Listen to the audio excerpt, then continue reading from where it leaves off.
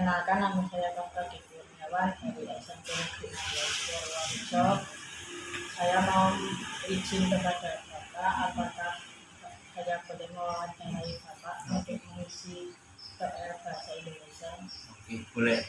Monggo. Oke. Sebelum ke pertanyaan, saya mau bertanya nama Bapak atau siapa? Nama saya Bernardus Raisa Demara. Untuk pertanyaan pertama, apa saja fasilitas yang ada dalam alun-alun ini? Fasilitas. Ya. Fasilitas kalau di alun-alun Kutoarjo tidak selengkap di alun-alun Purworejo. Jadi alun-alun Kutoarjo untuk sekarang itu fasilitasnya mungkin seperti tempat duduk, di setiap titik ada tong sampah yang kita sediakan, ada beberapa gazebo, terus ada gardu pandang yang ada di sisi barat dan di sisi timur, terus ada toilet juga. Perbedaannya kalau di alun-alun Purworejo itu tidak ada toilet, tapi kalau di sini ada toilet. Jadi plusnya di Kutoarjo adalah kita punya toilet yang 24 jam. So, memang kita tidak ada wahana seperti permainan yang di Purworejo, tapi semoga segera terrealisasi akan ada wahana permainan untuk anak-anak atau playground. Jadi kalau fasilitas sementara itu paling toilet, gardu pandang, kursi, gazebo, paling ya sementara masih seputar seperti itu aja dulu. Terus lagi kalau menurut saya spot-spot yang menarik, menurut saya kalau sore kan kadang tuh banyak main bola, kadang rame, apalagi kalau malam minggu itu pasti rame. Kalau spot yang paling bagus itu dilihat dari gardu pandang yang sebelah barat sama sebelah timur, karena gardu pandang itu kan tinggi. Gunanya gardu pandang itu untuk memantau semua situasi yang ada di alun-alun Kutoarjo. Jadi semuanya terlihat, itu spot yang bagus. Spot lagi satu lagi yang bagus itu di sisi sebelah mana timur, itu pojok dekat dengan romansa, karena kalau malam minggu di sana pasti ada tontonan.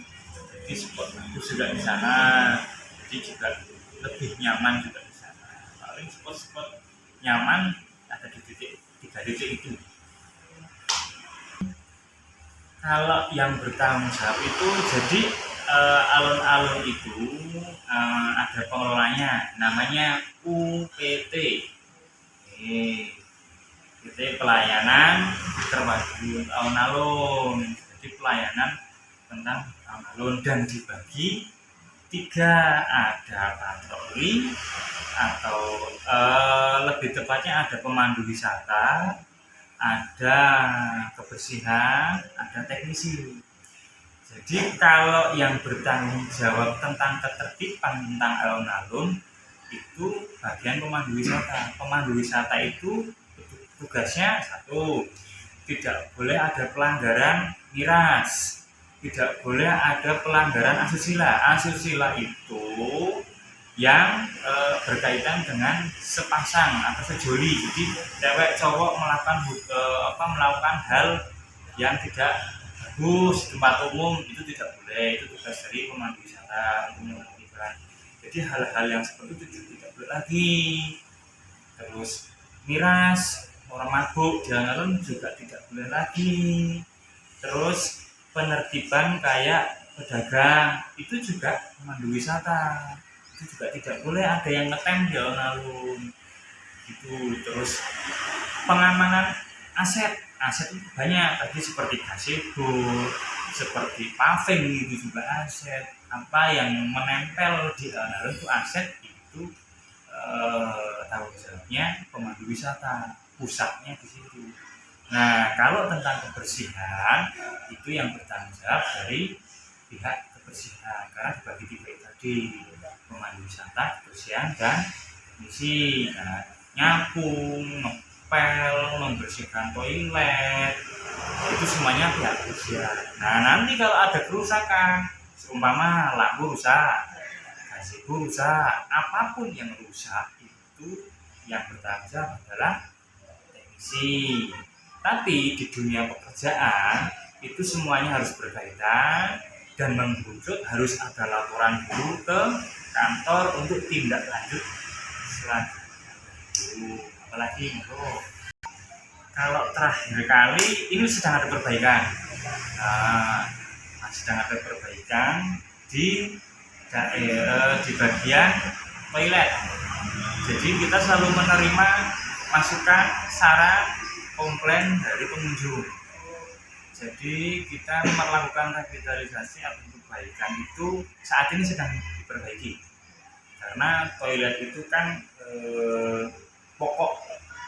Kalau dibilang pokok sangat, karena setiap pengunjung pasti cari toilet. Sementara toilet yang ada di Kutoarjo mungkin untuk yang lalu kurang atau kurang memadai. Jadi dari sering kehabisan air, sering kotor. Nah, untuk saat ini sedang diperbaiki. Jadi alun-alun Pojo itu sekarang alun-alun Kutoarjo sekarang sedang diperbaiki di bagian toilet. Jadi untuk wadah airnya atau toren airnya diperbesar. Terus untuk biar enggak kehabisan air, kita memperbaiki, dikasih alat otomatis air. Nah, kan kalau kalian punya pump air itu kan airnya ini sendiri. Nah, itu dikasih itu. Jadi biar enggak sering kehabisan. Kalau yang sebelumnya itu kan dihidupkan manual. Iya, pakai saklar. Jadi sering kehabisan. Nah, itu menghidupkannya kalau petugas saat patroli saja atau saat muter. Jadi setiap jam atau 3 jam sekali atau 2 jam sekali itu ada petugas itu yang patroli alun-alun Kutoarjo itu selalu. Nah, saat patroli itu dihidupkan. Kalau saat petugas belum patroli kan belum nyala air, jadi sering kehabisan air. Lalu sekarang diperbaiki, alhamdulillah sudah diperbaiki, jadi sudah otomatis. Apa lagi? Mengapa sekarang sudah tidak ada lagi PKL dan pedagang ya? Jadi sejarahnya kalau itu dulu memang alun-alun itu kan banyak ini pedagang, tenda-tenda itu loh. Nah, pernah lihat atau biru-biru gitu kan. Nah, sekarang semuanya diarahkan atau ditata. Kita ada pengelolaan kota. Nah, pengelolaan ditata, ditaruh di romansa. Semuanya di romansa semua. Kenapa kok dipindahkan ke sana, Pak? Itu adalah ada beberapa unsur. Jadi unsur pertama adalah keindahan dalam tata kelola kota. Jadi alun-alun itu adalah tempat wisata, ya enggak? Tempat wisata yang harus tertata rapi dan bersih. Nah, makanya ketika ada pedagang memang kurang tertata. Ya kan enggak kelihatan seperti sekarang. Kalau sekarang kan sudah bagus, bisa dilihat semua, bisa lari-lari, merasakan manfaatnya. Kalau dulu belum bisa merasakan manfaat itu. Nah, terus kenapa ditaruh sana semua? Biar terfokuskan dalam satu titik. Nah, jadi di sana semua. Jadi kita mau beli apa ada di sana semua. Terus sama di belakang kalau danan juga ada jajan-jajan. Nah, jadi tertata rapi, indah semuanya. Jadi kalau mau jajan ke sana, duduk di sini, motor, apa seperti itu. Terus kenapa juga setiap 3 jam atau 2 jam sekali itu dari pemandu wisata itu muter patroli itu karena masih banyak juga PKL yang mangkal. PKL itu yang kayak pedagang cilok, terus apalagi somai, es itu tidak boleh untuk mangkal. Kalau berjualan boleh, karena pada prinsipnya UPT alun-alun atau Dimporapar namanya. Jadi UPT alun-alun itu di bawah naungan Dinas Pendidikan, Dinas Pemuda, Olahraga dan Pariwisata. Ya, nah, kalian harus tahu. Jadi UPT alun-alun itu di bawah naungan oleh Dimporapar. Kalau ditanya Dimporapar itu apa, Mas? Dinas pemuda, olahraga, dan pariwisata. Nah, di bawah naungan itu. Jadi pada prinsipnya Dinpurapar atau UPT Alun-Alun itu tidak pernah melarang pedagang untuk berjualan. Cuma kita mengertikan tidak boleh ngetem. Tahu maksudnya ngetem? Jadi jualan menetap di alun-alun, ya kan? Itu namanya ngetem, menetap. Ngetem itu menetap di situ. Itu tidak boleh. Itu harus muter. Kenapa harus muter? Karena sudah ada perjanjian dengan pedagang yang sebelumnya dipindahkan direlokasi di Romansa, tidak boleh ada yang mangkal. Nah, kalau hanya muter boleh. Karena nggak boleh kalau menetap mangkal nggak boleh, karena pada prinsipnya alun-alun Kutarjo dan Purworejo ditertibkan itu karena mengacu pada wisata ₹0. Nah, ini yang belum pada tahu kenapa wisata ₹0. Kalau ngasuh anak pada main ke Purworejo kan nggak bayar, nggak repot, ya kan? Kalian mau main tinggal main, nggak harus bayar karcis. Nah, itulah mengacu di kita wisata ₹0, biar kalian tidak terbebani, biar orang tua juga senang, bisa bermain sama keluarga, sama anak-anaknya. Terus jadi enggak, kadang kan anak-anaknya ada yang pengen ini, pengen itu. Kondisi kan orang tua ngajak main nggak bawa uang.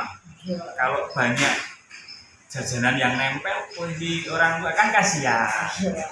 Nah, ekonomi seseorang kan tidak sama, ya kan? Ya, yang punya uang bisa beliin somai, cilok, titiran, apa bisa. Kalau yang enggak, berarti kan kita harus lihat dari semua. Oke, apa lagi? Kalau harapan ke depan ya, terutama harapan saya kepada semua pengunjung ya. Nah, ini direkam ini, mumpung ini. Harapan saya itu kita UPT Alun-Alun atau Dinpurapar itu menyediakan tempat wisata yang mengacu pada ₹0 itu tadi. Aset yang ada, tempat yang ada juga ikut untuk kesadaran diri saling menjaga, ya kan? Jangan dirusak, jangan dicoret-coret, ya kan? Nah, fasilitas yang ada digunakan secara baik. Ketika ada petugas yang memberi arahan atau himbauan, ya patuhlah, jangan ada orang miras lagi di sini, jangan ada asusila, jangan ada lagi merusak aset yang ada di alun-alun Purworejo. Jadi harapan kami Dinpurapar atau UPT Alun-Alun adalah supaya masyarakat itu punya kesadaran diri untuk saling menjaga lingkungan yang ada lah.